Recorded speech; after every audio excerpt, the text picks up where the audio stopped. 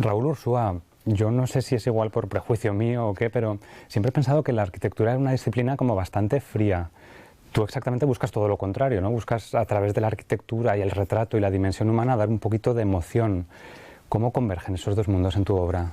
En mi caso, para mí la arquitectura es todo lo contrario, algo frío, ¿no? Mi intención principal es representar emociones, personalidades y historias extremas a través de las formas de la arquitectura. Es una extensa investigación, ¿no?, que nace en 2004, cuando yo empiezo a autorretratarme a mí mismo porque la pintura que hacía antes no me llenaba, ¿no? No me representaba, y empecé a percibir o a sentir que esa energía que salía de mí o que yo sentía la podía transcribir o traducir en formas arquitectónicas. Entonces, a partir de ahí empecé a estudiar pues la forma, cómo influye, por ejemplo, una arquitectura en una persona, o cómo una casa desde el exterior puede representar a una familia, ¿no?, que vive en el interior. Este estudio acaba en una tesis doctoral y, bueno, y mi trabajo posterior. Yo he tratado, aunque es un poco pretencioso decirlo, ¿no?, pero de buscar mi propia forma de contar cosas, y es siempre igual, ¿no?, unir el cuerpo humano con la arquitectura.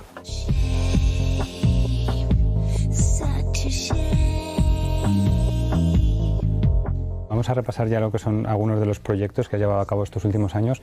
El primero de todos fue Bodybuilding, ¿no? ¿Fue donde empezaste esta prolífica unión entre arquitectura y retrato? Empecé a hacer los bocetos para representar las emociones a través de la arquitectura, y mi intención principal era representar la personalidad de alguien, ¿no? Elegí a 7 personas de mi entorno, que yo ya conocía.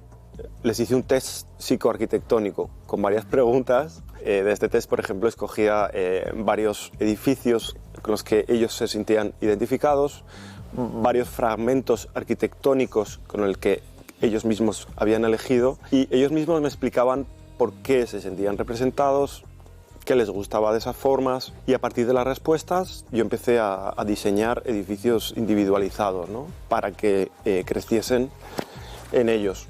Sobre todo la intención es hacer visible esa parte que tú percibes del otro, pero que no ves con la mirada. Esta misma idea continúa presente y ahondas un poco más en el siguiente proyecto, que es Historias con efecto boomerang, ¿no?, que son aquellas historias que un día tú construyes creyendo que te van a dar la felicidad y se vuelven en tu contra, ¿no? Y al final son más negativas que positivas. En este sentido entiendo que te interesa también la parte de la arquitectura desolada, de la ruina, de los espacios vacíos, abandonados. Sobre todo los espacios trampa, ¿no? Algunos que parecen muy bonitos pero que tienen trampa, ¿no?, tienen truco. Por ejemplo, en una de las imágenes de este proyecto construyo como unos polígonos que tienen una textura de flores, y estas estructuras acaban atrapando al retratado totalmente e incluso le impiden respirar, ¿no?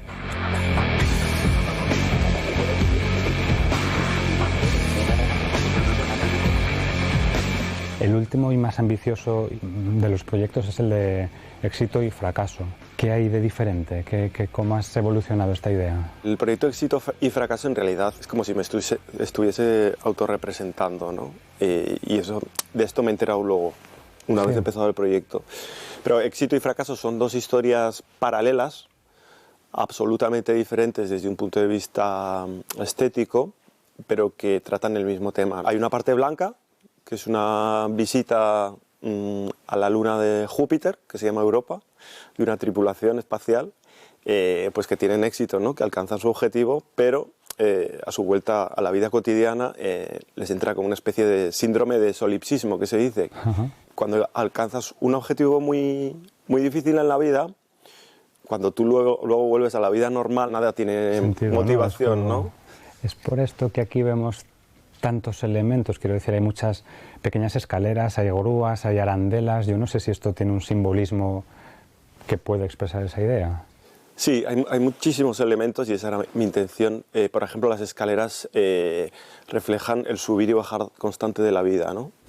Porque la filosofía de este proyecto es que existe una extraña frontera entre el éxito y el fracaso, y a veces te pones a analizar una historia concreta y no sabes si tiene más parte positiva que negativa, ¿no? Entonces las escaleras representarían el continuo subir y bajar. Y las grúas, el construir constante, ¿no? Vas construyendo, a veces vas destruyendo, pero de lo que destruyes queda un poco siempre y tienes que volver a construir encima. Y en ese imaginario de éxito y fracaso también vimos otras personalidades, otros protagonistas como unos boxeadores. En esta exposición traté de ir un poco en contra de la coherencia que se presupone debe tener una exposición de arte contemporáneo, ¿no?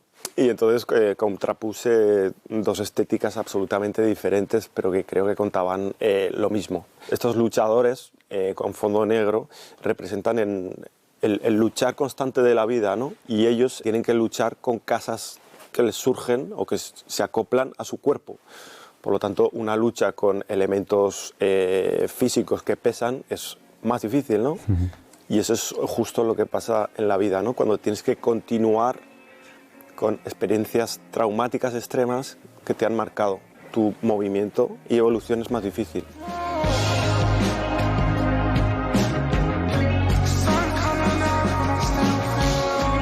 ¿Cómo reacciona el público cuando acude a una de tus exposiciones?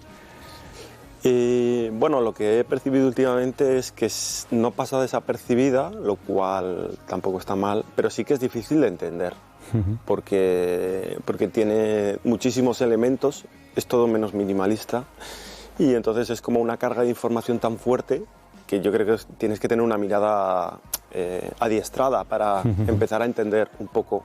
Pero aunque no tengas esa mirada adiestrada, yo creo que sí puedes interpretar tus propias cosas. Me encantaría que se entendiese, la verdad, porque es un proyecto complejo, pero a veces cuando lo explicas me dicen mucha gente que sí que se sienten identificadas o identificados con esa forma de relacionar el construir y destruir de la vida, ¿no?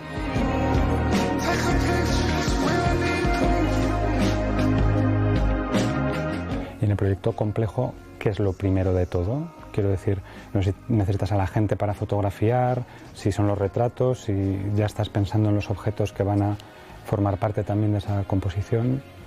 Primero trabajo el contenido, la historia, luego busco a las personas, luego hago las fotos, también con ayuda técnica, y a partir de todas las fotos hago una selección y trabajo en postproducción. Es decir, fragmento el cuerpo humano, por ejemplo, si fuese esto, y empiezo a construir en el ordenador casitas.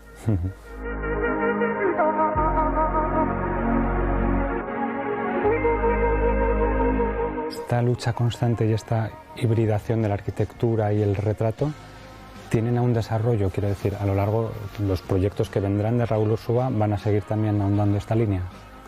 Sí, totalmente. O sea, voy a seguir trabajando con la arquitectura. Lo que pasa es que hasta ahora el cuerpo ha contenido a la arquitectura. Quizás en el futuro la arquitectura contenga el cuerpo. En la última exposición había muchísimos elementos y creo que voy a empezar a simplificar, ¿no? Es como... Horror vacui ahí. Sí.